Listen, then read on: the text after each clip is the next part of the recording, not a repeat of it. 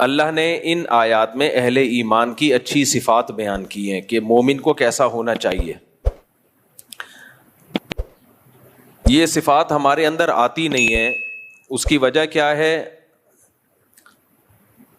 جب بھی انسان کو انسان بنانے کی کوشش کی جائے نا تو وہ دو چیزوں سے انسان بنتا ہے. بار بار میں ایک مثال دیتا ہوں کہ دیکھیں جانور کی جو زندگی ہے نا وہ ایک ٹریک پہ ہوتی ہے, وہ اس ٹریک سے کبھی بھی نہیں ہٹتا. ایک ٹریک ہے اس کا, اسی راستے پہ چلتا رہتا ہے. اخلاقیات اس کا شعبہ ہے ہی نہیں. انسان کی زندگی میں اچھے برے ہوتے ہیں, اچھے اخلاق والے بھی, برے اخلاق والے بھی, چور بھی, ایماندار بھی, اور وفادار بھی, بے وفا بھی, شکر گزار بھی, ناشکرے بھی.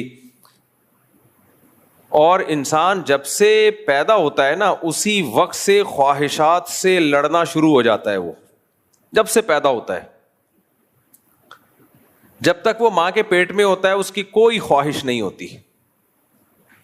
تبھی کبھی ماں کے پیٹ سے بچے کے چیخنے چلانے کی آوازیں نہیں آتی ہیں. اس وقت تک اس کی کوئی خواہش نہیں.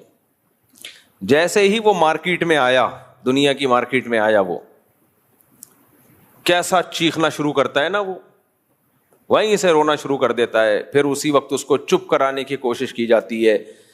تھوڑا سا بڑا ہوتا ہے, شور شرابہ کرتا ہے, مائیں جھولا لے کے ہلاتی ہیں تو خوش ہو جاتا ہے, وہی چلو بھائی انجوائے کر رہا ہوں اب میں لائف کو. بچے کیسے گھننے ہوتے ہیں آپ نے دیکھا ہوگا, ذرا ذرا سی باتوں پہ روتے ہیں, پھر ان کو ہم چپ کراتے ہیں. کوئی شکلیں بنا رہے ہوتے ہیں تو ہنسنے لگتے ہیں. کیا مطلب؟ بچہ بھی بور ہوتا ہے. اس کو جھولا دو گے تو انجوائے کرے گا, وہ سمجھے گا لو بھائی کچھ ہو رہا ہے. نہیں جھولا دو گے روئے گا. اس کا مطلب اس کے دل میں خواہش پیدا ہو رہی ہے, تو وہ خواہش پوری کیسے ہوگی؟ جھولا دینے سے. اس سے وہ خوش ہونا شروع ہو جائے گا, اس کی خواہشات پوری ہوتی ہیں. بھوک لگتی ہے تو چیختا چلاتا ہے, ماں جب اس کو فیڈ کراتی ہے تو چپ ہو جاتا ہے, آرام سے سو جاتا ہے.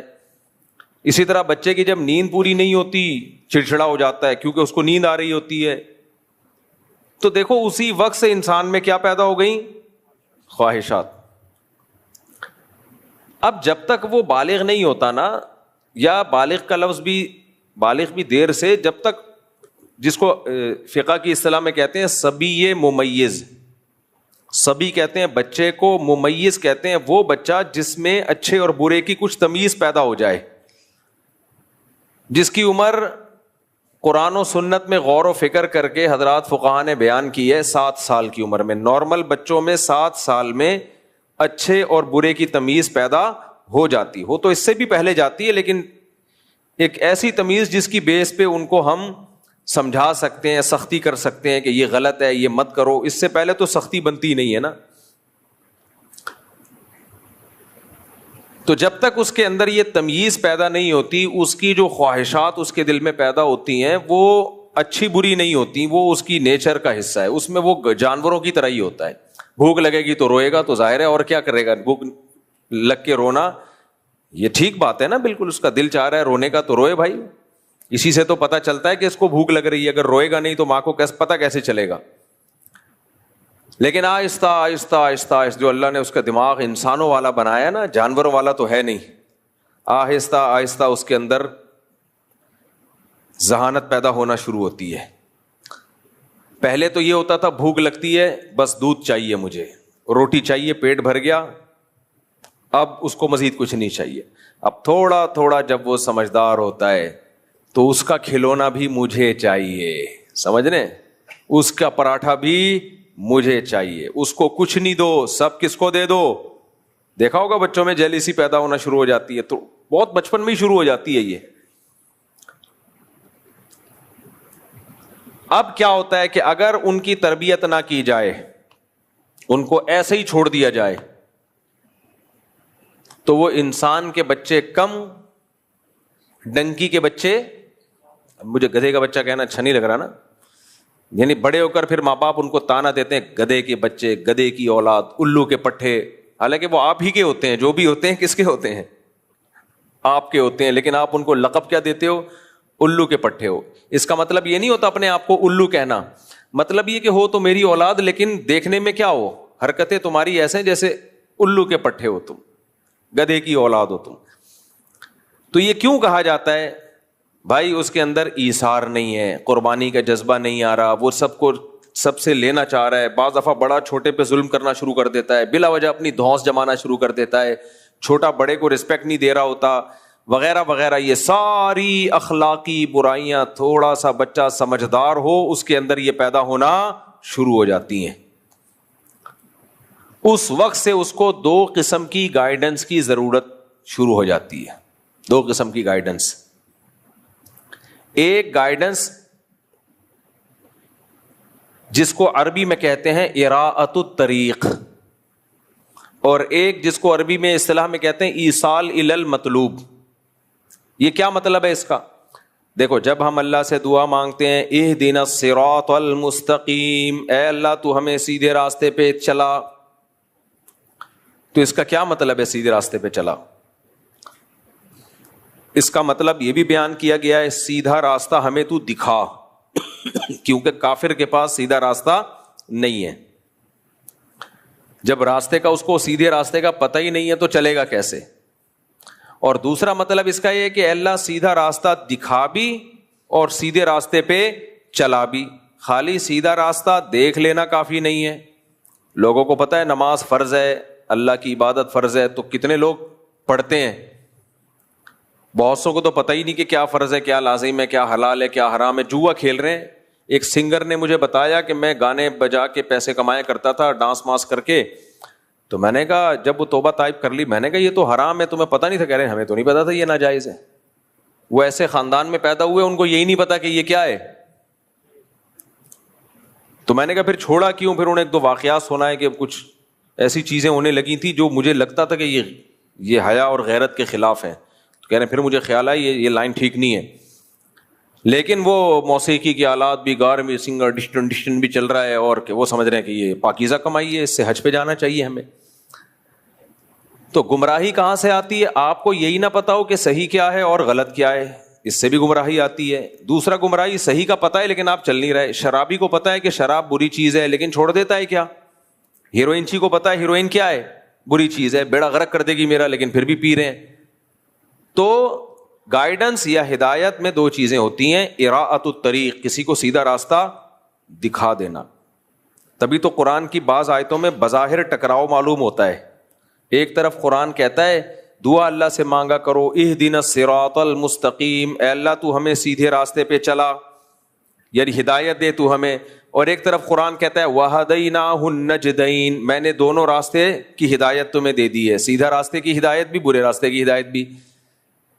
ادھر اللہ ہمیں کہہ رہے ہیں اللہ سیدھے راستے کی ہدایت دے, ادھر اللہ کہہ رہے ہیں میں نے دونوں راستوں کی ہدایت دے دی ہے. تو ظاہر ہے ہدایت کا دونوں جگہ مطلب ڈفرینٹ ہے. ایک جگہ مطلب یہ ہے کہ دونوں راستے تو نے بتا تو دیے, غلط بھی صحیح بھی, چلایا نہیں ہے ابھی تک, تو ہم چاہتے ہیں تجھ سے تو ہمیں چلا. اور جو تو نے سیدھا راستہ ہمیں بتایا ہے تو بتا دینا بھی کافی نہیں ہے, وہ ہمیں سمجھ میں بھی آ جائے. بھائی دیکھو, ایک آدمی نے آپ کو بتا دیا آپ جانا چاہتے ہو حیدرآباد, اس نے بتایا یہ غلط راستہ ہے, یہ حیدرآباد نہیں جائے گا اور یہ سیدھا راستہ ہے حیدرآباد جائے گا. اتنا کافی نہیں ہے. صرف اس کے سننے کے بعد آپ سیدھے راستے پہ چلنا شروع نہیں کرو گے. اگر آپ کو اس کی بات پہ ڈاؤٹ ہے, یقین ہی نہیں آ رہا, تو بھی اس کا بتا دینا آپ کے لیے کافی نہیں ہے. وہ بتائے اور اس طرح سے بتائے, ایسے دلائل دے دے کہ آپ کو یقین آ جائے کہ واقعی یار یہ حیدرآباد کا راستہ ہے. اب اس نے بتا دیا یہ حیدرآباد کا ہے, یہ ٹھٹھا کا راستہ ہے, آپ کو جانا حیدرآباد تھا. اب آپ سوچ رہے ہو پتہ نہیں اس نے پھینکی تو نہیں ہے کہیں لمبی, جھوٹ تو نہیں بول رہا, مجھے بے وقوف تو نہیں بنا رہا, تو بتا دینا کافی ہوگا نہ. وہ دلائل سے ثابت کرے بھائی یار یہ حیدرآباد جا رہا ہے, دیکھو یہ گوگل میپ دیکھو, یہ بس کے پیچھے دیکھو حیدرآباد لکھا ہوا ہے, اس میں حیدرآباد کی کیا بسوں کے پیچھے لکھا ہوا ہوتا ہے, کراچی ٹو حیدرآباد نہیں, شاعری میری بھی ہوتی ہے نا, اس میں بہت کچھ لکھا ہوا ہوتا ہے, بھلے شاہ کی دیوانی, چل مستانی, ذرا کہیں اور ٹھکانہ نہیں, یہ سب بسوں کے پیچھے رکشوں کے پیچھے لکھا ہوا ہوتا ہے. اور کوئی جل گیا کسی نے دعا دی, ماں کی دعا جنت کی ہوا, ایک کے پیچھے لکھا ہوتا باپ کی دعا ٹریکٹر کا دھواں. صحیح ہے. تو یہ سب چیزیں بسوں کے پیچھے رکشوں کے پیچھے لکھی ہوئی ہوتی ہیں. اس سے آپ سمجھ جاؤ گے کہ یار یہ اسٹائل حیدرآبادیوں کا ہے. خیر وہ دلائل کے انبار لگا دے. تو اب کیا ہوگا, اس نے آپ کو بتا تو دیا سیدھا اور غلط, سمجھا بھی دیا, لیکن اتنا بھی کافی نہیں ہے.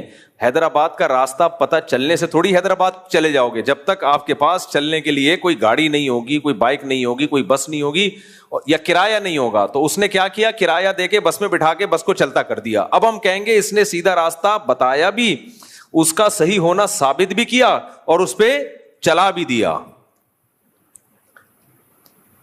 تو ہم جب دعا کرتے ہیں نا اہدنا الصراط المستقیم, اے اللہ ہمیں سیدھے راستے پہ چلا, تو ہمارے فرمایا کرتے تھے اس میں یہ نیت کرنی چاہیے, اے اللہ سیدھا راستہ دکھا بھی, سیدھا راستہ سمجھا بھی, اس پہ چلا بھی, اور چلنے کے بعد بھی خطرہ ہوتا ہے راستے میں کہیں مڑ نہ جائے, تو منزل تک پہنچا بھی, موت تک اس پہ چلاتے رہنا. اس لیے اہدنا الصراط المستقیم میں یہ نیت کرنی چاہیے کہ اللہ ہمیں پہنچا دے منزل تک. تو میں یہ عرض کر رہا تھا کہ بچے کو دو چیزوں کی ضرورت پڑ جاتی ہے اس ٹائم پہ, جیسے اس میں تھوڑی تھوڑی عقل پیدا ہونا شروع ہو. ایک, اس کو یہ پتا چلتا رہے کہ صحیح کیا ہے غلط کیا ہے. نمبر دو, جو چیز صحیح ہو اس پہ وہ چلنا بھی شروع ہو جائے. ماں باپ بچے کو بتا دیتے ہیں شروع سے ہی, بیٹا سگریٹ نہیں پینا, بتاتے ہیں کہ نہیں بتاتے, بیٹا چرس نہیں پینا, فلمیں مت دیکھنا, اور لیپ ٹاپ لے کے جب بیٹھو یا LED لے کے بیٹھو لڑکیوں کی تصویریں مت دیکھنا. آج کل یہ بہت ضروری ہے بچوں کو سمجھانا. ماں باپ کچھ دیکھتے ہی نہیں ہے, بچہ موبائل پہ کیا کر رہا ہے, اسکرین پہ کیا دیکھ رہا ہے. ٹین ایجر لڑکے ہیں لڑکیاں ہیں, وہ ابھی بلوغت کے قریب پہنچ رہے ہیں, ان کے جذبات ہوتے ہیں, وہ سب گند بلا دیکھ رہے ہوتے ہیں, ان کو پتہ ہی نہیں ہوتا یہ برا کام کر رہے ہیں ہم. تو یہ ماں باپ کی ذمہ داری ہے, نا بیٹا یہ کام مت کرنا, یہ برا کام ہے. تو آپ اس کو برائیوں کے بارے میں بتاتے ہو. ایک کام آپ نے کر لیا کہ اس کو بتا دیا کہ سیدھا راستہ کیا ہے اور غلط راستہ کیا ہے, لیکن اتنا کافی نہیں ہے. یہ تو ماں باپ پوری زندگی سمجھا کے تھک جاتے ہیں, بچے پھر بھی چرسی نکلتے ہیں, ہیروئن چی نکلتے ہیں, ادھر شرابیوں میں شراب پی رہا ہے, کوئی یہ کرتا ہوا پکڑا گیا, کوئی یہ کرتا ہوا پکڑا, گینگ میں پکڑے جاتے ہیں بھائی. تو گینگ بنا ہوا ہوتا ہے ڈاکوؤں کا, اس میں آپ کا بچہ پتا چلا یہ تو وہاں بیٹھ رہا تھا. تو بتانے کے بعد اگلا کام کیا کرنا پڑے گا, سیدھے راستے پہ چلانے کے لیے اس کو موٹیویشن چاہیے. وہ موٹیویشن بہت سارے طریقوں سے ملتی ہے. اس موٹیویشن کے بہت سارے طریقے ہیں, ان میں ایک طریقہ تو یہ اس کی صحبت, کن لوگوں کے ساتھ اٹھ بیٹھ رہا ہے. سب سے پاورفل یہ ہے, آپ بچے کو کوئی نصیحت نہ کرو نا, لیکن یہ دیکھ لو کہ اس کا اٹھنا بیٹھنا کن لوگوں میں ہے. آج ماں باپ بتاتے ہیں ہمارا بچہ اچھے اسکول میں پڑھ رہا ہے, پتہ نہیں کیوں فحش فلموں میں لگ گیا, وہ پتہ نہیں کیوں وہ سگریٹ میں لگ گیا. میں کہتا ہوں آپ کا بچہ اچھے اسکول میں پڑھ رہا ہے, لیکن اس اسکول میں سارے بچے بھی اچھے آ رہے ہیں, اس کی کیا گارنٹی ہے بھائی؟ اسکول کے پاس کون سا ایسا معیار ہے کہ وہ یہ دیکھ کے بچے کو لے کے یہ اچھا بچہ ہے یہ گندا بچہ ہے؟ وہ تو جب آئے گا آپ کے بچے کے ساتھ دوستی ہوگی, آپ کے بچے کو موبائل پہ فحش چیزیں دکھائے گا, آپ کے بچے کو کہے گا میں بھی یہ ویوز پیتا ہوں, تو بھی 2-3 سٹے لگا کے دیکھ لے, میں بھی چھپ چھپ کے سگریٹ پیتا ہوں, تو بھی پی لے. اس سے بچہ کیا ہوگا؟ خراب. اور یاد رکھو بچہ سب سے زیادہ خراب پتہ ہے کس چیز سے ہوتا ہے؟ جب کوئی بچے کو باپ کے خلاف ورغلانا شروع کر دے, بیڑا غرق بچے کا. میں نے اپنی زندگی میں دیکھا ہے, چاہے ماں ورغلائے چاہے, یہ میرا ٹاپک نہیں ہے, یہ جلدی سے پھر کے اصل ٹاپک کی طرف آتا ہوں. بچوں کی بات آ گئی تو جلدی سے کمپلیٹ کر لو. جب کوئی بچے کو کہتے نا تمہارا باپ تو فارغ آدمی ہے, تمہارے باپ سے کیا ہے, تم کیا, تو بچے کے دل میں سب سے پہلے اپنے باپ کی عظمت نکلتی ہے, کیونکہ سب سے پاورفل موٹیویشن جو بچے کے پاس ہوتی ہے نا, وہ کون سی ہے؟ باپ. تبھی تو اسلام میں یتیم کے بہت فضائل ہیں, کیونکہ جس کا باپ نہیں ہے نا اس کا کوئی پرسان حال نہیں ہے. ماں کا کام نہیں ہے بچوں کی تربیت, نہیں کر سکتی, کوشش کے باوجود نہیں کر سکتی, اس کے پاس وہ پاور ہی نہیں ہے نا. چاہت سے تھوڑی ہو جاتا ہے, پاور بھی تو ہو نا. ہم سب چاہتے ہیں سب نیک بن جائیں, تو کیا بنا لیتے ہیں. لوگ میرے پاس آتے ہیں میرا بچہ بگڑ گیا, آپ سمجھائیں, میں سمجھا دیتا ہوں پھر بھی نہیں سدھرتا. لوگ کہتے ہیں کیا کریں, میں کہتا ہوں بھائی میں تھانے میں ہوتا تو سدھار دیتا, میرے پاس تو پاور, اپنا بچہ ہوتا تو چماٹ لگا دیتا اس کے, میں کوشش کرتا سختی کر کے, آپ کے بچے پہ میں کیسے سختی کروں بھائی. تو جب باپ کا روب نکل گیا نا بچے سے, گیا کام سے, کسی کام کا نہیں ہے پھر وہ. یہ خوب سمجھ لو اچھی طریقے سے. خیر, تو اسکول میں بچے کلاس فیلو اپنے کلاس فیلو کو باپ کے خلاف ورغلا رہے ہوتے ہیں کہ میں تو اپنے باپ سے پوچھ کے نہیں آتا, تو کیوں پوچھ کے آتا ہے بھائی. میں اپنے گھر والوں کو ایک دفعہ کسی ورک شاپ میں لے گیا, میری نئی شادی ہوئی تھی, بہت دفعہ نئی شادی ہوئی تھی, تو وہ والی دفعہ بھی نئی وہی شادی تھی. تو وہ والی دفعہ جو نئی شادی تھی نا, اب کون سی دفعہ تھی یہ میں نہیں بتاؤں گا آپ کو. تو میں اپنے گھر والوں کو لے گیا ایک ورک شاپ میں, بڑی زبردست ورک شاپ تھی وہ. اس میں ویژن کی جو ورک شاپ اور ٹائم مینجمنٹ, وہ بہت اچھی مکسر تھی بہت ساری چیزوں کا, بہت مفید معلومات تھی. اچھا, اس ورک شاپ میں سارا ایلیٹ کلاس طبقہ تھا, جو بڑے ہائی لیول کے لوگ تھے. ہم بھی لے گئے اپنے گھر والوں کو, ہم نے کہا چلو ہم بھی کچھ سیکھ لیں, گھر والے بھی کچھ سیکھ لیں. میری نیت سیکھنے کے لیے کوئی عمر کی قید نہیں ہے, نہ اس کے لیے مفتی عالم, جس کو جو چیز جہاں سے مل رہی ہے لے لو. یہ جو آدمی ناک پہ مکھی بٹھالتے ہیں نا کہ میں چونکہ اب کچھ بن گیا ہوں مجھے سیکھنے کی ضرورت نہیں ہے, تو سمجھ لو اس کا اسی دن سے زوال شروع ہو گیا. تو اب کیا ہوا کہ گھر والوں نے بتایا کہ خاتون بیٹھی بھی تھی اسی ورک شاپ میں اور کہنے لگی آپ کا تعارف اور ہے, آپ کیسے آنا ہوا, آپ کون ہیں. انہوں نے بتایا بھائی ہم مفتی صاحب کے گھر والے ہیں. تو انہوں نے کہا کہ جی وہ اچھا مفتی صاحب تو اتنی شادیاں کرتے ہیں, تو آپ نے کیوں کی شادی ان سے؟ بھئی تمہیں کیا تکلیف ہے, جب ہو گئی تو خوشی مناؤ, ہونے سے پہلے یہ باتیں اچھی لگتی ہیں, تو خیریت آپ نے کیوں؟ بھائی وہ میرے ماں باپ نے کر دی اور میں خوش ہوں, مجھے کوئی اعتراض نہیں, پھر بھی کیوں؟ اچھا خیر. دوسرا, آپ جب اپنے گھر سے کہیں جاتی ہیں تو ہسبینڈ کی اجازت سے جاتی ہیں؟ جی ہم تو خاندانی لوگ ہیں جی, اپنے شوہر سے پوچھ کے ہی کہیں جاتے ہیں. ہم تو نہیں جاتے. وہ بالکل یہ اسٹائل میں نا, پھر گھر والوں نے بھی بتایا کہ وہ اس طرح سے سمجھے, کچھ میرا اپنا اسٹائل ہے کیونکہ مجھے پتا ہوتا ہے یہ والی خواتین اس طرح سے ہی سمجھا رہی ہوتی ہیں. ہم تو نہیں جاتی, میں تو نہیں جاتی, میں نے تو آج تک کبھی نہیں بتایا اپنے ہسبینڈ کو میں کس وقت کہاں جا رہی ہوں. بھائی کیا کر رہی ہے بھائی, تو کیوں میرے گھر والوں کو باغی بنا رہی ہے؟ کہ ہم تو نہیں جاتے اپنے ہسبینڈ کو بتا کے, ہماری تو اپنی مرضی, جب منہ اٹھائے جہاں چلے جائیں. اچھا اب شادی چونکہ نئی ہوئی ہے تو نئے کو خطر بگاڑنا آسان ہوتا ہے, جب ایک ماحول میں انسان ایڈجسٹ ہو جائے نا تو پھر تو پتا ہے بھائی ان کا خاندانی پرمپرا ہی یہی ہے. تو خیر مجھے پتا چل گیا, تو میں نے بتایا, میں نے کہا یہ جو اس ڈیزائن کی خواتین ہوتی ہیں نا جو یوں کر کے ٹھش پش کر کے, ان کا نہ شوہر سے کوئی ریلیشن ہوتا ہے نہ بھائیوں سے کوئی ریلیشن ہوتا ہے. خیر میں نے کور کر لیا, اس کے اللہ کا شکر ہے نقصان ہوا نہیں. لیکن یہ کیا ہے, آپ کے گھنٹوں کے بیانات ایک طرف, آپ کے درس ایک طرف, لیکن جتنا آپ کو آپ کا جو کلاس فیلو ہے یا آپ کے ساتھ جو آپ کا دوست ہے یا کسی بھی جگہ آپ کا ہم سفر ہے, کیونکہ اس کا لیول اور آپ کا لیول سیم ہوتا ہے, سمجھ رہے ہیں نا بھائی. میں اگر سمجھاؤں گا تو اگلا کیا کہے گا کہ ان کا تو کام ہی سمجھانا ہے, اچھی باتیں کرنا. ابا کا کام نصیحتیں کرنا, اماں کا کام نصیحتیں کرنا, شوہر کا کام اپنے حقوق بتانا. اصل بات عورت کہے گی یہ کرے گی جو میری فرینڈ ہے. اصل یہ علوم کس کے پاس ہیں؟ علوم ان کے پاس ہیں. اسی طرح گھر میں باپ کی نصیحت ہو, ماں کی نصیحت ہو. اچھا میں نے پھر سوچا, میں نے کہا اس کمبخت عورت نے کتنے گھروں کو تباہ کیا ہوگا. ہونا یہ چاہیے کہ آپ اپریشیٹ کریں, ماشاءاللہ بڑی اچھی خاتون ہو, اپنے ہسبینڈ کی مرضی کے بغیر کہیں بھی نہیں جاتی. ہسبینڈ بھی کتنا اچھا ملا ہوا ہے, خود لے کے جا رہا ہے یار اپنے ساتھ, یہ نہیں دیکھ رہی کہ ہسبینڈ خود اپنے ساتھ لے کے گیا ہوا ہے کہیں. تو کہہ رہی ہم تو نہیں آتے. ایسا میں نے تو آدھی سے کم بات بتائی ہے, جو پوری بات بتاؤں تو ایسا نہ ہو آپ کی بیگمیں خراب ہو جائیں کہ ہمیں یہ تو پتہ ہی نہیں تھا ہمیں. تو اسی طرح یاد رکھو, اسکول میں بچے کو کون خراب کرتا ہے؟ ٹیچر کبھی خراب نہیں. ٹیچر تھوڑی الٹی باتیں کرتے ہیں, وہ تو اچھی باتیں ہی کریں گے. ویسے تو اب ٹیچروں نے بھی بیڑا غرق کرنا شروع کر دیا ہے, کیونکہ جب سے یہ لبرل اور سیکولرزم ہماری سوسائٹی میں آ رہا ہے نا, تو ٹیچر بھی برباد کر رہے ہیں بچوں کو. پہلے زمانے میں بچوں کو ماں باپ کے حقوق سکھائے جاتے تھے. اب چونکہ ہم گورے سے سب کچھ لے رہے ہیں, سارا مال کہاں سے آ رہا ہے؟ انگریز کے پاس سے آ رہا ہے, جس کا बेचारे का कोई कल्चर ही नहीं बचा, 2-3 स्टिकर विस्टिकर टाइप की चीजें मैंने बताता रहता हूं वो, तो उनको थोड़ी माँ बाप के हुकूक का पता है भाई।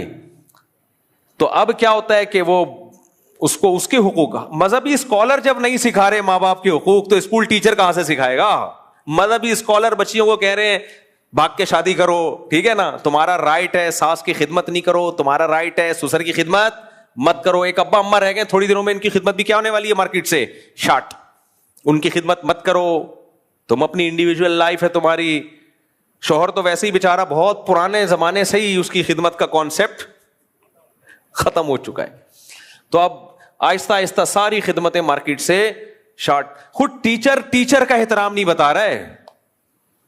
कमाल की बात ही है, यूनिवर्सिटियों में सिखाया जा रहा है टीचर का एहतराम, टीचर आ रहा है खड़े होना जायज नहीं है। एक चीज रह गई थी यूनिवर्सिटियों में कि प्रोफेसर साहब आ रहे हैं तो आप खड़े हो जाएं, इस्तकबाल करें, यार टीचर है। वो भी मार्केट से क्या हो गया, वो भी शॉर्ट। तो ना टीचर रहेगा, वो टीचर मुलाजिम बन जाएगा, उसका काम है आपको पढ़ाना, तनख्वाह लेना, वो खिदमत गुजार है आपका। भाई खिदमत के दर्जात होते हैं, टीचिंग ऐसी खिदमत है जिसमें उसको सर्वेंट नहीं कहा जाएगा कि आपका नौकर है, एक मुकद्दस इल्म दे रहा है भैया आपको, मुकद्दस पेशा है। तो उसको ऐसे तो खिदमत बाप भी कर रहा होता है बच्चों की, तो क्या खानसामा बन जाएगा वो? देखो हर खिदमत गुजार सर्वेंट नहीं होता। मां बच्चे की खिदमत करती है, जितनी मासी खिदमत नहीं करती ना घर में, मां उससे ज्यादा बच्चे की खिदमत कर रही होती है। दुनिया में किसी ने किसी की इतनी खिदमत नहीं की है जितनी खिदमत मां करती है बच्चे की। तो क्या मां को सर्वेंट कहा जाएगा? सर्वेंट वो होता है जो छोटा हो के आपकी खिदमत करे, जो आपसे ऊंचे दर्जे का हो या आपके लेवल का हो, वो खिदमत करने से सर्वेंट नहीं बनता, वो मोहसिन बनता है, आपका पर एहसान करने वाला बनता है। समझते होगे नहीं समझते? तो बाप जितनी खिदमत करेगा मुलाजिम नहीं होगा, उसके एहसानात। मां जितनी खिदमत करेगी आप उसके एहसानात के बोझ के नीचे दबते चले जाओगे। नौकर जितनी खिदमत करेगा एहसान नहीं होगा, उसको खिदमत कहा जाएगा। अब मेरे शागिर्द वागिर्द मेरी अगर कभी खिदमत करते हैं ना, तो मैं ये नहीं कहता आपका मुझ पर बड़ा एहसान है, ना ना ना। हजरत फरमाते थे कि अपनी हैसियत को कभी भी तवाज़ो में गिराना नहीं चाहिए। हमारे हजरत ना खामखा का तकल्लुफ उनमें नहीं था। तवाज़ो नहीं होती बिला वजह की खामखा की तवाज़ो, मैं खाकसार, मैं हकीर फकीर, ये नहीं था हजरत में। समझ रहे हो कि नहीं समझ रहे? ये तकल्लुफात को हमने तवाज़ो का नाम दे दिया। मौजू चेंज होता रहता है लेकिन इल्मी बातें आती हैं, दिल चाहता है पार्सल कर दूं यार। आजकल तवाज़ो किसको समझा जाता है? आजिज़ी किसको? हर वक्त इंसान जमीन में गड़ा रहे, आजिज, खाकसार, पलीद, सही है ना?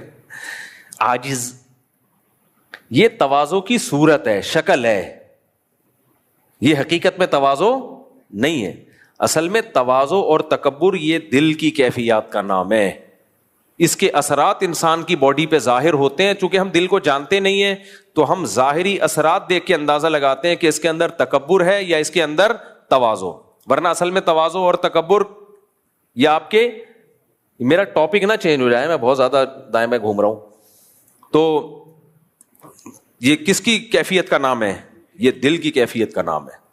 मिसाल के तौर पर एक आदमी को मुसाफे के लिए आपने हाथ बढ़ाया, उसने नहीं किया मुसाफा, तो ये देखने में क्या है? तकब्बुर।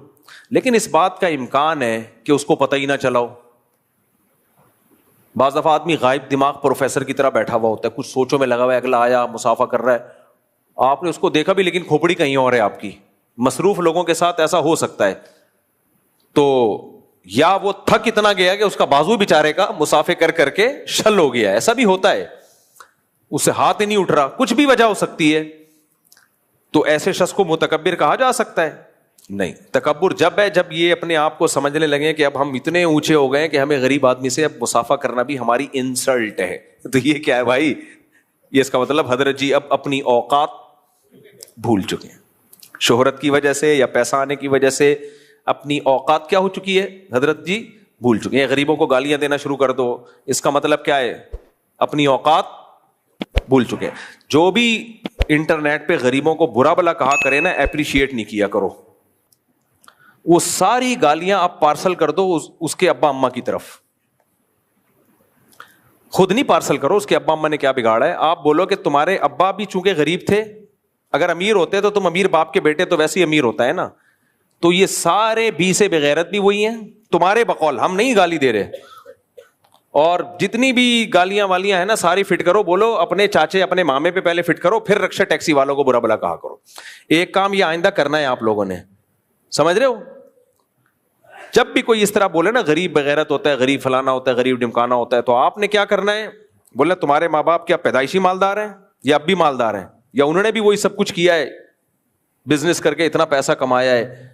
नहीं कमाया तो सबसे पहले ये गालियां तुम्हारे अब्बा अम्मा को जा रही हैं, एक बात। नंबर 2, जब वो बोले कि बिजनेस जो मुलाजिम करता है वो बेगैरत होता है, वो बॉस के जो है वो चमचा होता है वगैरह होता है, तो उनको बोलो कि जितने ये ताने हैं ना, सबसे पहले अपनी फैक्ट्री और अपने बिजनेस में जो मुलाजिमीन है उनको जाके सुनाया करो। ये कमबख्त आपको गुर्बत के ताने दे दे के मार देंगे डिप्रेशन से। मैं भी इसका कायल हूं कि बिजनेस करना चाहिए, लेकिन हर शख्स के मुकद्दर में बिजनेस नहीं होता। बिजनेस करने वाले को भी तो बिजनेस को रन करने के लिए मुलाजिमीन चाहिए, ये तो अल्लाह की तकसीम है भाई। हर आदमी अगर बिजनेस करके मालदार बनना शुरू हो जाए तो अमीर गरीब की तकसीम जो पूरा निजाम कायनात इस पे चल रहा है वो खत्म हो जाएगी।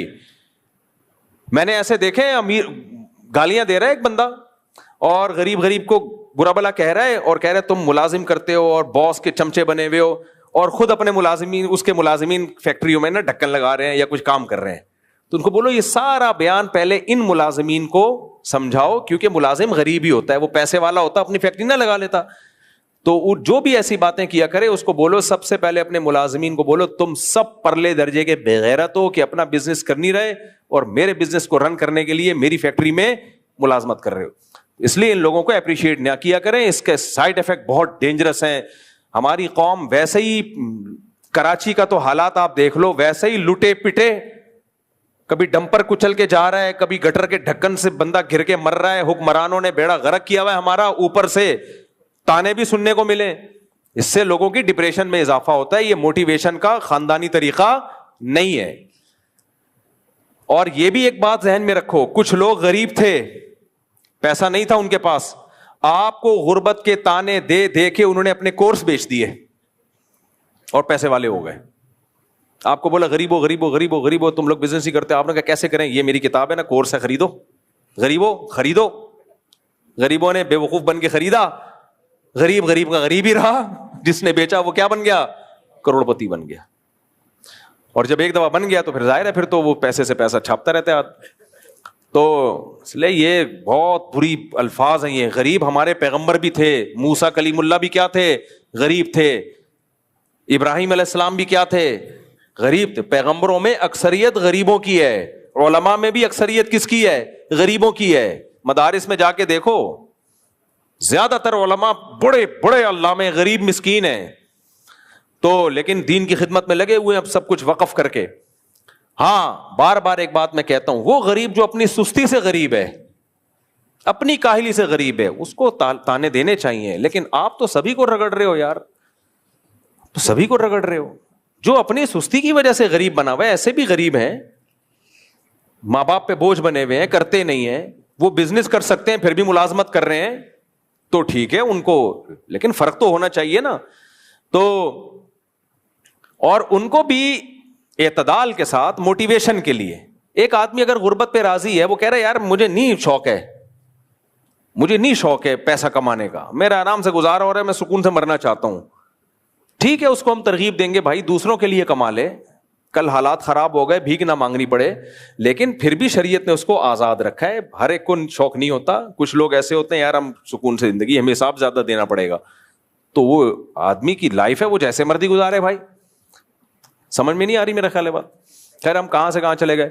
तो मैं ये अर्ज कर रहा था कि तवाज़ो की बात आ रही थी ना, कि मैं खाकसार, ये तवाज़ो की सूरत है। हकीकत में तवाज़ो कहां होती है, दिल के अंदर। इसकी बड़ी बेहतरीन मिसाल दी है हजरत मौलाना अशरफ अली थानवी रहमहुल्लाह ने। उनको हकीमुल उम्मा का लक़ब ऐसे ही नहीं मिला है, कराची यूनिवर्सिटी में उन पर PhD हुई है मौलाना अशरफ थानवी रहमतुल्लाह अलैह पर। تو انہوں نے کہا کہ دیکھو ایک آدمی ممبر پہ اونچی جگہ پہ بیٹھتا ہے اور وہ کہتا ہے میں اس لیے بیٹھتا ہوں کہ اللہ نے ظاہری طور پر ایک مجھے عہدہ دیا ہوا ہے. جیسے مینیجر کی کرسی پہ بیٹھتا ہے. کیوں بیٹھتا ہے؟ اس لیے کہ مینیجر ہے بھائی, وہ اس کے پاس ایک ڈگری ہے, تو مینیجر کی کرسی پہ بیٹھے گا نا, اس کی گاڑی بھی اچھی ہوگی, اس کی چیئر بھی وی آئی پی ہوگی, آفس بھی اچھا ہوگا. اب اگر کوئی مینیجر کہے کہ نہیں میں حقیر فقیر, میں چوکیدار کی کرسی پہ, میں جمعدار کی کرسی پہ بیٹھوں گا, اور آگے جمعدار کی کرسی پہ بیٹھے اور کہے کہ میں ہوں تو اس لائق, دل میں یہ سوچے میں ہوں تو اس لائق کہ میں وہاں بیٹھوں, میں مینیجر ہوں, لیکن چونکہ میں خاکسار, میں تواضع کروں گا, لہذا میں جمعدار کی کرسی پہ بیٹھوں گا. تو انہوں نے کہا یہ دیکھنے میں تواضع ہے, حقیقت میں تکبر ہے. یہ اپنے آپ کو لائق سمجھتا ہے وہاں کا, اونچی جگہ کا, بلکہ اس کا تکبر اور بڑھے گا. یہ کہے گا میں کتنا اچھا کہ میرا مقام تو بہت اونچا تھا, لیکن میری انسانیت دیکھو یار, میں بیٹھتا ہوں جمعداروں کی چپلوں میں. یہی تو ہے, اسی کو تو انسانیت کہتے ہیں. تو اور اس کا نفس کیا ہوگا, بھولے گا میں بہت, تبھی تو لوگ کہتے ہیں میں اتنا اچھا ہوں, اتنا پیسہ ہے, پھر بھی غریبوں سے دیکھو میں کیسے جھک جھک کے مل رہا ہوتا ہوں, کیسے میں چپلوں میں جا کے لوگوں کی بیٹھا ہوتا ہوں, میں کتنا اچھا. تو یہی تو تکبر ہے. تو اپنے آپ کو کیوں اتنا فنٹر سمجھ رہا ہے؟ تواضع یہ ہے کہ آپ بیٹھیں وہ جگہ جو آپ کے لیے سوٹیبل ہے. وہ کیسے سوٹیبل ہے؟ شریعت کی وجہ سے, یا عرف کی وجہ سے, یا کوئی ڈگری ہے آپ کے پاس, تو آپ بیٹھیں. اسی آرمی میں کوئی کمیشن آفیسر ہے تو وہ اس کا بیہیویئر اسی حساب سے ہوگا. کوئی صدر وزیر اعظم ہے, اس کا بیہیویئر اسی حساب سے, کوئی دولت مند ہے, اس کا بیہیویئر اسی حساب سے ہوگا. تو بیٹھے وہ اسی جگہ پہ جو دنیا میں اس کے لیے سوٹیبل ہے, لیکن لائق اپنے آپ کو اس جگہ کا نہ سمجھے. دل میں کہے کہ اصل میں اللہ نے میری برائیوں پہ پردہ ڈالا ہوا ہے. ایک بات. نمبر 2, میرے سے زیادہ ذہین لوگ ہیں دنیا میں جو میری جتنی محنت کرتے تو اس سے ڈبل آگے چلے جاتے, لیکن اللہ نے میرے ساتھ فضل کا معاملہ کیا.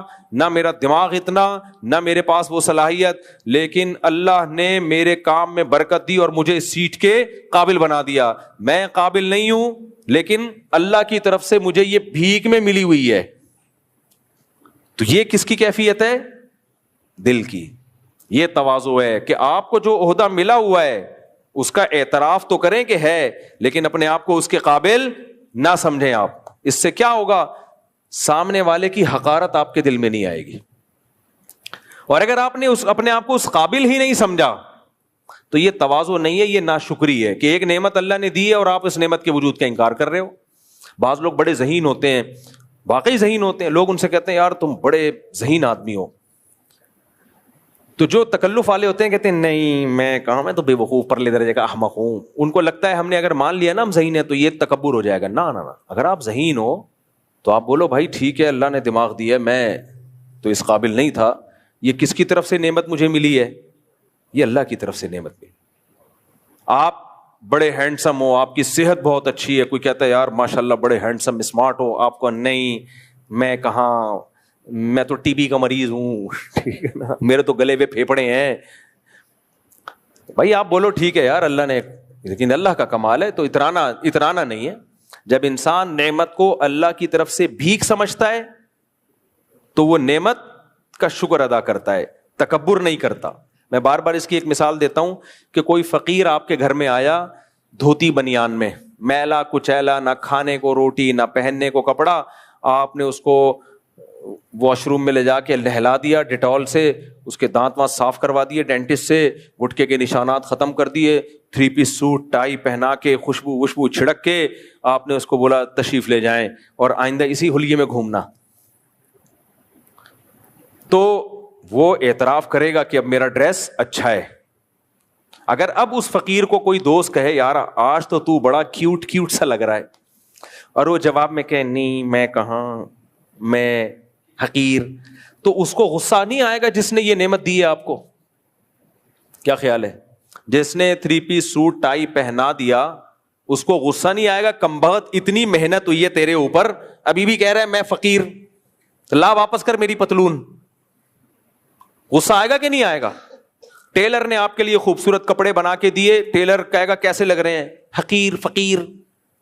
اس کو غصہ آئے گا نا ٹیلر کو, یار تو بول میں اچھا لگ رہا ہوں. بیوٹی پارلر میں دلہن گئی اور بیوٹی پارلر والے نے جتنے ڈبے تھے سارے کیا کر دیے. آج کل ڈسٹیمپر پہ اتنا خرچہ نہیں ہو رہا نا جتنا بیوٹی پارلر میں ہو رہا ہے. پورے ڈبے شبے سب ختم, ساری کمپنیاں کہ جتنے میک اپ تھے استعمال کر لیے. اب وہ بیوٹی پارلر والی چاہے گی کہ لوگ دلہن کی تعریف کریں. اب اس نے دلہن کو شیشے میں کھڑا کر دیا کہ بتاؤ کیسی تمہیں یہ میک اپ کیسا لگ رہا ہے. فقیر, میں ابھی تو فقیر ہی لگ رہی ہوں, وہی جیسی پہلے تھی. اس کو غصہ آئے گا. اسی طرح میرے بھائی, اللہ نے جب آپ کو کوئی نعمت دی ہو, ذہانت دی ہو, خوبصورتی دی ہو, پیسہ دیا ہو, تو اللہ چاہتے ہیں کہ آپ کا لائف اسٹائل ویسا ہی ہونا چاہیے. یہ بالکل غلط ہے. خوب سمجھ لو کہ دولت ہو اور رہو غریبوں کی طرح, یہ تواضع نہیں ہے, یہ بیوقوفی حماقت ہے. آج علماء چاہتے ہیں آج پبلک چاہتی ہے جن علماء کے پاس پیسہ ہے نا, لائف اسٹائل ان کا غریبوں جیسا ہو. او بھائی یہ ناجائز ہے, یہ کنجوسی ہے. پیسہ ہے تو اسٹائل کیسا ہونا چاہیے, پیسے والا ہونا چاہیے. تو کیونکہ جب ہے تو ہے نا, اس میں کیوں کم بخت تم غریبوں کی طرح پھٹے ہوئے کپڑے پہن کے گھوم رہے ہو. میں پنجاب میں تھا تو مجھے نا یہاں پین پاکٹ کی عادت تھی. میں نے پین کے لیے نا, وہ پین نہیں تھا اتفاق سے جیب میں, تو وہ کسی نے کہا یہ آپ کے کپڑے یہاں سے پھٹے ہوئے ہیں. میں نے کہا نہیں پھٹے ہوئے نہیں, یہاں میں نے اس میں سوراخ ہے پین لگانے کے لیے. کہتے ہیں اچھا, میں سمجھا سنت کی وجہ سے پیوند لگایا ہوا ہے آپ نے. میں نے کہا واہ واہ, سنت کی وجہ سے کیا لگا, کپڑے پھاڑ کے پیوند لگائے ہوئے, کیونکہ پیوند زدہ کپڑے پہننا سنت. میں نے کہا بھائی اگر پیوند زدہ کپڑے پہننا سنت ہے تو پھر تو 2 چادریں ہوں, اور پھر چپل بھی جو ہے, جو نبی کی چپل تو بہت سادہ تھی, پھر خوراک بھی, ہم کیا نبی کی والی خوراک کھا سکتے ہیں؟ ایک ٹائم کھایا اگلے ٹائم بھوک, اور جو کھایا وہ بھی ایک ڈش, کبھی کھجور کھا لی کبھی جو کھا لی, بس یہ. تو نبی صلی اللہ علیہ وسلم کے جسد اطہر پہ جو آپ کا جو لباس تھا اس پہ پیوند اس لیے تھے کہ آپ اچھا لباس خریدنے کے آپ کے پاس پیسے نہیں تھے. آپ کہہ سکتے ہو کیوں نہیں تھے, اس لیے کہ نبی نے اپنے لیے غربت کو پسند کیا تھا, تو آپ رکھتے ہی نہیں تھے پیسے. کیا مطلب, صبح پیسہ آیا, شام سے پہلے سارا پیسہ صدقہ, بچا ہی نہیں ہے کہ کوئی اپنے لیے نیا جوڑا خریدیں. تو اتنا ظرف اگر ہمارا ہے کہ ہم پیسے, نبی مالدار ہو کے بھی آپ نے مسکینی اختیار کی ہے نا, پیسہ رکھا ہی نہیں ہے. صبح آیا تو شام تک, شام سے پہلے سارا کیا ہو گیا, خرچ. تو نبی نے تو اپنے لیے یہ لائف اسٹائل منتخب کیا ہے. کیوں کیا؟ یہ شریعت میں اس کا حکم نہیں ہے. اگر حکم ہوتا تو سب صحابہ کو آپ اسی طرز زندگی کا حکم دیتے, یہ اسلام کا حکم ہوتا. کچھ چیزیں پیغمبر کے ساتھ خاص ہیں, اس میں ہمیں نبی کو فالو کرنے کا حکم نہیں ہے, بلکہ اجازت بھی نہیں ہے کہ ہم نبی کو فالو کریں. کیا مطلب, کچھ چیزیں نبی کے ساتھ خاص ہیں. ہم روزہ رکھتے ہیں صبح صادق سے لے کے غروب آفتاب تک, سورج غروب ہوتے ہی ہم پر لازم ہے کہ ہم افطار میں جلدی کریں, مگر نبی نے تو 24 گھنٹے کا روزہ رکھا ہے. صحابہ نے بھی رکھنا شروع کر دیا, آپ نے صحابہ کو منع کیا, فرمایا یہ حدیث کا مفہوم کہ یہ میرے ساتھ خاص ہے, تمہیں اس کی اجازت بولو نا نہیں ہے. کچھ چیزیں اللہ نے نبی کے ساتھ خاص رکھی ہیں. 4 سے زیادہ شادیوں کی اجازت کس کو تھی؟ پیغمبر کو تھی, ہمیں اور آپ کو ہے نہیں. اس میں حکمتیں تھیں, مصلحتیں تھیں, اللہ نے آپ کو اجازت دی. اسی طرح بغیر مہر کے نکاح میں اور آپ نہیں کر سکتے, نبی کو اجازت تھی. اسی طرح میں اور آپ اہل کتاب کی عورتوں سے نکاح کر سکتے ہیں, کر تو نہیں سکتے, کتاب والی سے نہیں کر سکتے, مسلمان سے نہیں کر سکتے, اہل کتاب سے کہاں سے؟ بہرحال شریعت نے اجازت دی ہے. لیکن پیغمبر کے بارے میں راجح قول یہ کہ اہل کتاب کی عورتوں سے آپ کو نکاح کی اجازت نہیں تھی. تو بہت سارے حکام میں نبی کو خاص کیا گیا ہے, بہت سارے نہیں, چند حکام میں. تو انہی میں ایک یہ حکم بھی ہے کہ نبی کا نیند سے نبی کا وضو نہیں ٹوٹتا. ہم اور آپ سو جائیں تو وضو ٹوٹ جاتا ہے ہمارا. اسی طرح ایک قول کے مطابق نبی پر تہجد کی نماز بھی فرض تھی. بعض علماء اس کے بھی قائل ہیں, ہم پر تہجد کی نماز فرض نہیں ہے. نبی کے لیے صدقہ لینا کیا تھا؟ حرام تھا نبی کے لیے. زکوٰۃ یا جو صدقات واجبہ ہوتے ہیں نبی کے لیے بھی اور نبی کی آل و اولاد کے لیے بھی.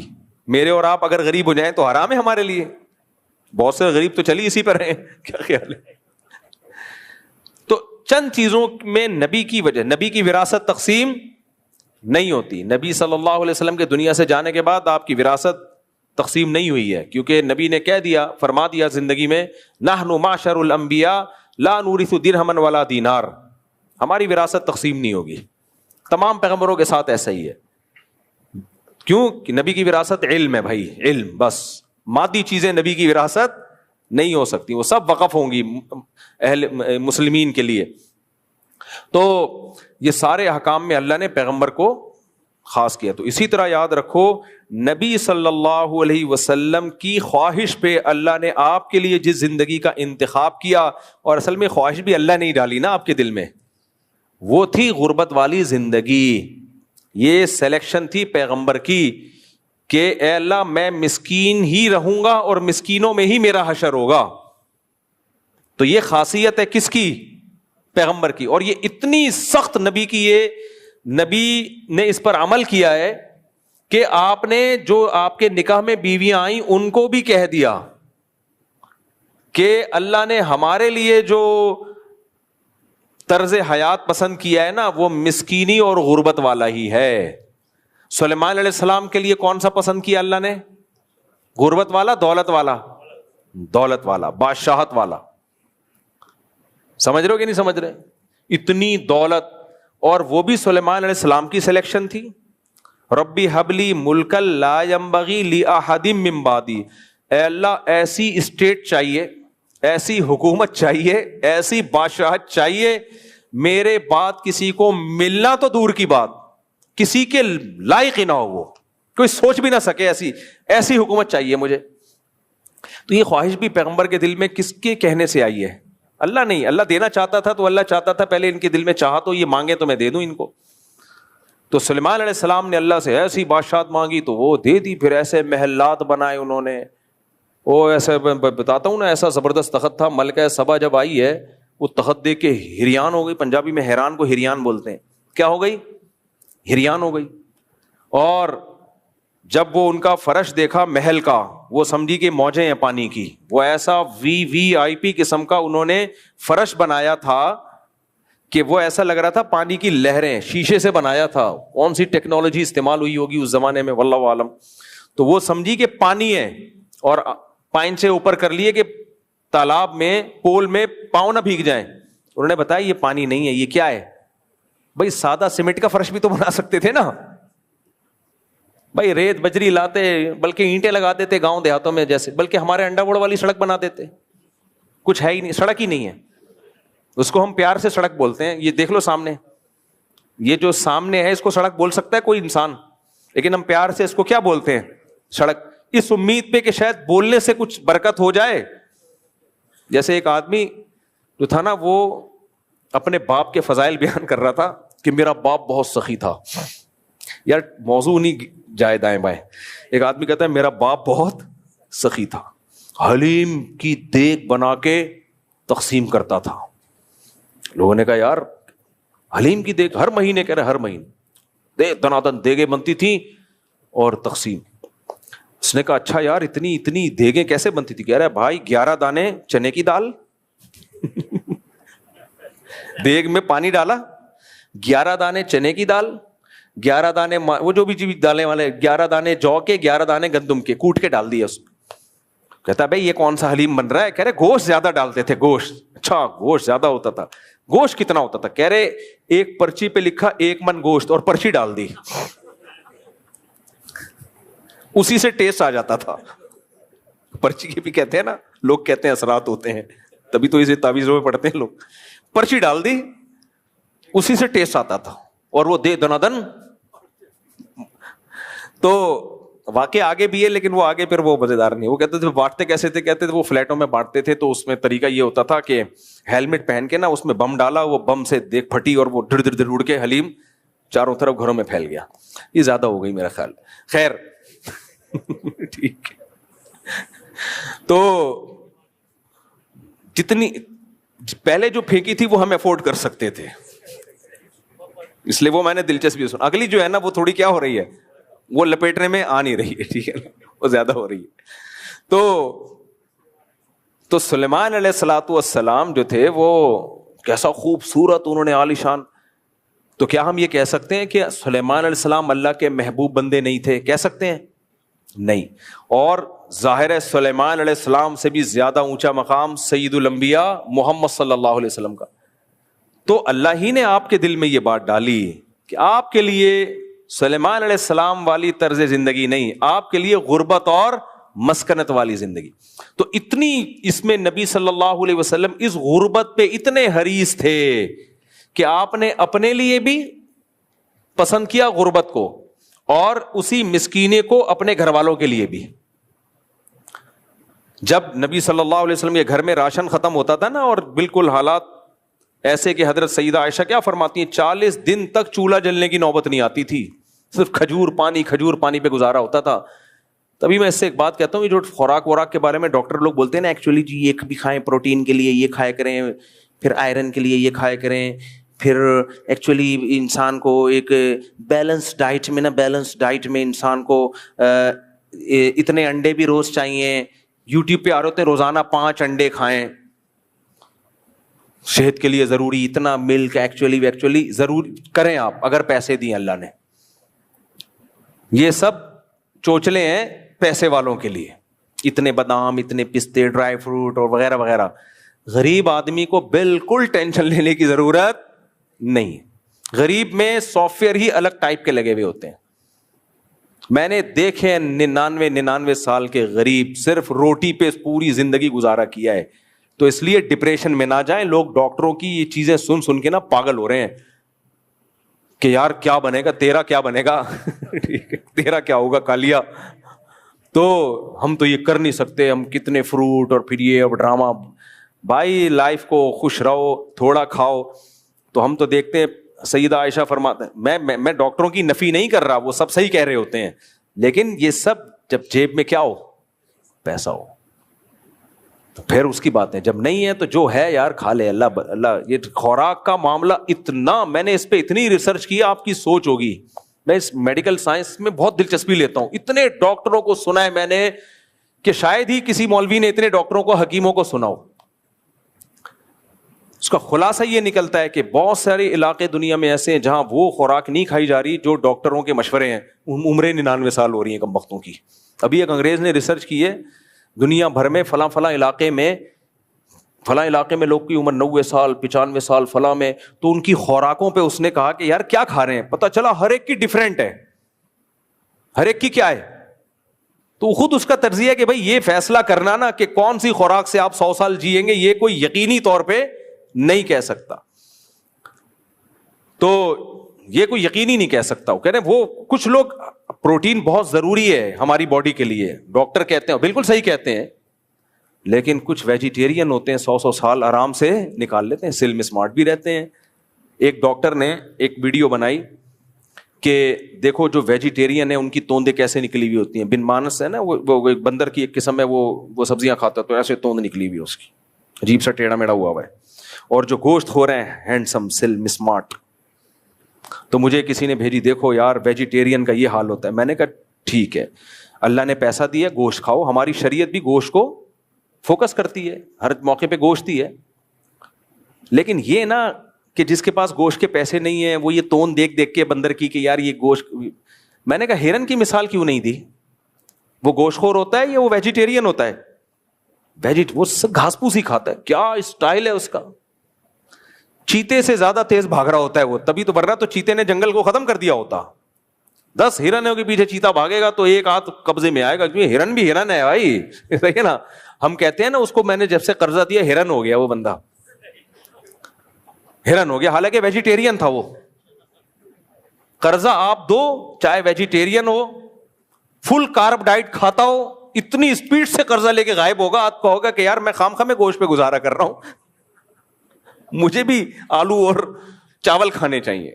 اتنی اسپیڈ بڑھ جاتی ہے اس کی. تو وہ سب تحقیقات اپنی جگہ درست ہیں, لیکن ان سے ڈپریشن میں نہ آیا کرو. اللہ نے ہر شخص کی باڈی میں ایک سافٹ ویئر انسٹال کیے ہوئے ہیں.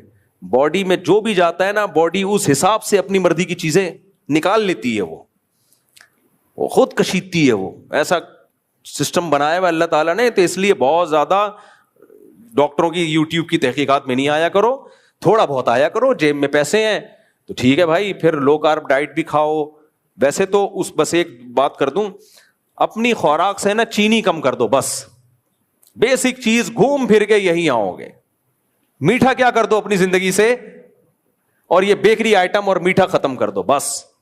یہ تو فرض عین ہے. اس کے بعد پھر جس کو اللہ نے, اس کے لیے پیسہ نہیں چاہیے, اس کے لیے تو پیسہ یعنی پیسہ نہیں ہوگا تو یہ کام آسان ہوگا. جب چینی شارٹ ہوئی تھی نا مارکیٹ سے, تو ٹی وی پہ خبریں آ رہی تھی, غریب آدمی کہاں سے چینی خریدے, ہائے ہائے ہائے غریب آدمی کیا کرے گا, مفتی صاحب بیان کرو. میں نے کہا بہت بہترین موقع مل گیا غریب کو چینی چھوڑنے کا. چینی کو سونے کے بھاؤ کر دینا چاہیے. چینی کو کیا کر دینا چاہیے, سونے کے بھاؤ. بہت فائدے مند, اس کو سستی نہ کرواؤ, اس کو مہنگا ہی کرواؤ چینی کو. خیر, تو کہاں سے کہاں بات چلی گئی. تو وہ میں عرض کر رہا تھا کہ سید الانبیاء صلی اللہ علیہ وسلم کے لیے ایسی غربت کا انتخاب کیا گیا کہ آپ کو حکم, آپ کی یہ طبیعت بنائی گئی کہ آپ نے بھی مسکینی والی زندگی گزارنی ہے, اور اپنی ازواج 40 دن گھر میں چولہا نہیں جل رہا. تو امہات المومنین نے پھر کیا کیا, نبی سے مطالبہ کیا کہ بھائی آپ جو مال غنیمت میں حصہ آتا ہے ہمیں اتنا حصہ دیں, وغیرہ وغیرہ, جس کی تفسیر میں ہمیں ڈیٹیل ملتی ہے. تو ہمارے نبی نے کیا فرمایا, دیکھو ہمیں حکم کیا دیا ہمارے نبی نے کہ اپنے گھر والوں کو عاشروہن بالمعروف. قرآن کہتا ہے عرف کے مطابق کیسے معاملہ چلانا ہے ان کے ساتھ. عرف, جس اسٹینڈرڈ کی آپ کی گھر والی کی لائف شادی سے پہلے کی تھی, ہی پوری کوشش کر کے کم سے کم وہ اسٹینڈرڈ آپ نے اس کو دینا ہے. اب کوئی کہے دیکھو نبی کی جب ازواج نے نبی سے مانگے پیسے تو نبی نے کیا فرمایا کہ تعالینا امتعکن واسرحکن سراحا جمیلا. ٹھیک ہے, اب مال غنیمت میں مال آئے گا تو میں تم سب کو اچھے خاصے پیسے دوں گا, لیکن اس کے بعد اسرحکن سراحا جمیلا, سب میرے نکاح سے کیا ہو جائیں گی, آزاد. سمجھ میں آ رہی ہے بات. ان کو اختیار دے دیا ڈیورس کا. کیا آپ کے پاس اب یہ آپشن ہے کہ یا تو اسی غربت میں گزارا کریں, جیسا میں ویسے ہی آپ نے بھی, ایک دن کھانا ہوگا ایک دن کھانا نہیں ہوگا. چولہا کبھی جل گیا تو قسمت ہے, نہیں جلا. سمجھ میں آ رہی ہے بات. تو روزہ رکھیں گے. نبی کی کیا سیرت ہے, جب گھر میں آتے امی عائشہ سے پوچھتے کچھ کھانے کو ہے, اگر کہہ دیتی ہاں ہے چلو بھائی لے آؤ کھا لیتے ہیں, اگر کہتی ہیں کہ نہیں ہے چلو روزے کی نیت کر لیتے ہیں بھائی. پھر جب بھوکا پیاسا رہنا ہے شام تک تو روزے کی نیت کر کے ہم ثواب ضائع کیوں کریں, نیت نہ کر کے ہم ثواب ضائع کیوں کریں. تو نبی نے ان کو کیا فرمایا کہ ٹھیک ہے بھائی, تو آپ کو میں طلاق کا اختیار دیتا ہوں. سب ازواج کو بلا کے الگ الگ اختیار دیا ہے کہ آپ کو بھی ڈیورس کا حق ہے کہ اپنے اوپر طلاق واقع کر سکتی ہیں, یعنی میرے نکاح سے آزاد ہو سکتی ہیں. آپ کو بھی, سیدہ عائشہ کو بھی, کیونکہ ان کی عمر کم تھی تو اس لیے ان کو آپ نے فرمایا کہ جلد بازی نہ کرنا, پہلے اپنے گھر والوں سے مشورہ لے لو, کیونکہ پھر بعد میں یہ آزمائشیں آئیں گی.